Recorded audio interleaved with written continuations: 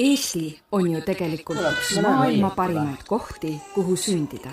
Meil on selleks üks maailma heldemaid vanemahüvitisi ja maailma parim eestikeelne haridus igale lapsele. Eesti on üks puhtamaid ning turvalisemaid riike maailmas. Me pole kunagi varem olnud nii hästi kaitstud kui nüüd. Oleme üks maailma vabamaid riike nii eneseväljenduseks kui ettevõtluseks. Aga me poleks ju eestlased, kui me oleks alati kõigega rahul. Sest meil peab ju olema kõik kogu aeg naabrist parem. Eestlasena mõistan seda eestlaslikku muret, et kõik peab olema kogu aeg parem. Reformierakonnal on parem plaan, kuidas Eesti saaks veel jõukamaks, turvalisemaks, haritumaks ja kaitstumaks.